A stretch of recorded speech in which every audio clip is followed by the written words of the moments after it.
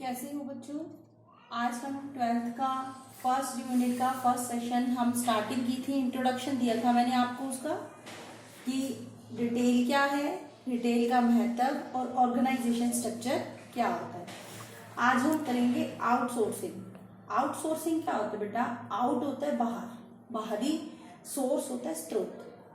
जब हम काम करने के लिए किसी बाहरी व्यक्ति, बाहरी कंपनी या किसी बाहरी स्रोत की मदद लेते हैं उसको बोलते हैं आउटसोर्सिंग। कंपनी सारे काम खुद नहीं करके किसी अन्य कंपनी या किसी अन्य व्यक्ति की मदद लेती है जो कि कंपनी का हिस्सा नहीं है, किसी बाहर की कंपनी का हिस्सा है, तो किसी बाहरी स्रोत की जब मदद ली जाती है उसे बोलते हैं आउटसोर्सिंग।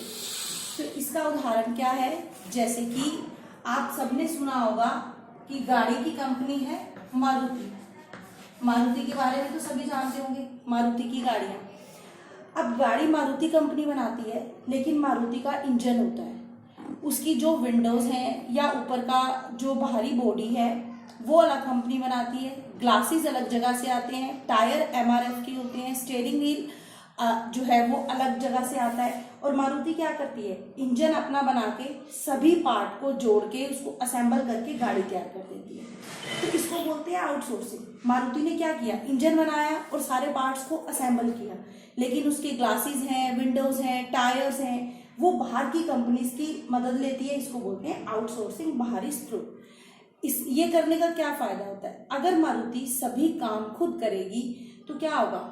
बहुत सारे व्यक्तियों की जरूरत पड़ेगी, जिससे लागत बढ़ जाएगी, खर्चा बढ़ जाएगा और बहुत अधिक समय लगेगा। और हो सकता है कि उस कंपनी को सारे काम आते भी नहीं हो। जरूरी तो नहीं है ना कि हर एक व्यक्ति हर काम बेहतर तरीके से कर सकता है।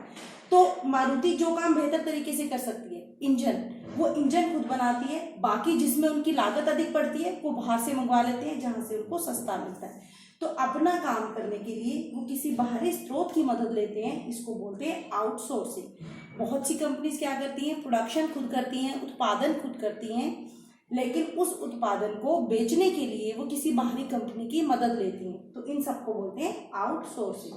तो आउटसोर्सिंग के फायदे क्या है? काम जल्दी होता है, क्योंकि हम सारा काम खुद नहीं करते, काम बढ़ जाता है, बाहर की कंपनीज भी हमारा काम करती है, तो काम जल्दी हो जाता है, काम करना आसान हो जाता है। लागत कम आती है, क्योंकि बाहर की कंपनी से हम तभी लेंगे ना जब हमें सस्ता पड़ेगा, तो लागत कम आती है। लागत कम होगी तो क्या होगा? लाभ में वृद्धि हो जाती है, काम बेहतर तरीके से, सही तरीके से होता है और काम करने में समय कम लगता है। तो ये है आउटसोर्सिंग और आउटसोर्सिंग के फायदे।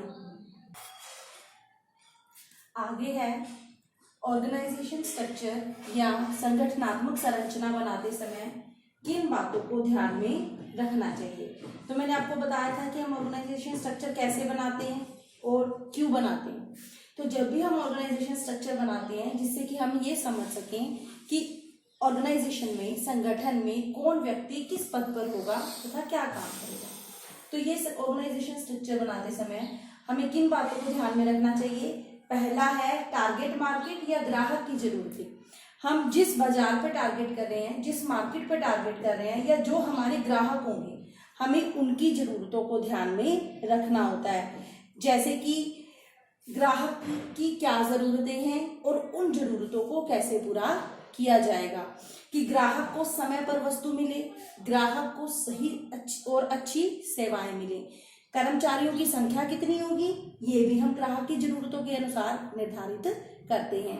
जैसे कि मान लो कोई स्टोर है या कोई सैलून है, सैलून पे हेयर कट कराने के लिए अगर आपके पास ग्राहक ज्यादा हैं लेकिन काम करने वाले कर्मचारी कम हैं, तो क्या होगा?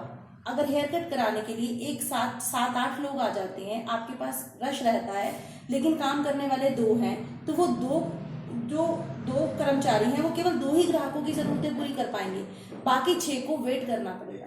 तो जितना वेटिंग टाइम अधिक होगा उतनी ही ग्राहकों में असंतुष्टि बढ़ती जाएगी। तो हम ग्राहकों की जरूरतें, सभी जरूरतें पूरी कर सकें, सही समय पर पूरी कर सकें, कर्मचारियों की संख्या भी ग्राहकों की जरूरतों के अनुसार होनी चाहिए, जिससे कि ग्राहकों को अधिक समय तक वेट ना करनी पड़े। और ग्राहक की सभी जरूरतों और सभी सुविधाओं का भी हमें ध्यान रखना होता है, जिससे कि ग्राहक संतुष्ट रह सके। अगला है कर्मचारी की जरूरतें। अब ग्राहकों को तो हम संतुष्ट कर रहे हैं, हम कर्मचारियों से बेहतर काम करवा रहे हैं कि कर्मचारी ज़्यादा और अच्छे तरीके से काम करें, जिससे कि हम ग्राहकों की ज़रूरतों को पूरा कर सकें, सही समय पर सारी ज़रूरतें पूरी हो सकें। लेकिन अगर हमारे कर्मचारी खुश नहीं हैं तो वो अपना 100% कभी भी ग्राहकों को संतुष्ट करने के लिए नहीं दे पाएंगे। तो कर्मचारी बेहतर तरीके से काम करें, इसलिए कर्मचारियों की संतुष्टि होना भी ज़रूरी है कि कर्मचारियों का काम करने का वातावरण अच्छा हो, कर्मचारियों को अच्छी सैलरी दी जाए, अच्छा वेतन दिया जाए, समय पर वेतन दिया जाए और उन्हें काम के बदले प्रमोशन भी दी जाए। जो कर्मचारी सही तरीके से और अच्छा काम करता है उसके पास प्रमोशन के आगे बढ़ने के अवसर भी होने चाहिए। अगर कर्मचारी के पास आगे बढ़ने के ऑप्शंस या अवसर नहीं होंगे तो वो दिल लगाकर काम नहीं करेगा। अगर कर्मचारी संतुष्ट रहेगा तभी वो ग्राहकों को संतुष्ट कर पाएगा। तो कर्मचारी की काम करने की जगह सही हो, उसका वेतन सही हो, वेतन समय पर मिले और उसको आगे बढ़ने के या प्रमोशन के अवसर भी मिलने चाहिए।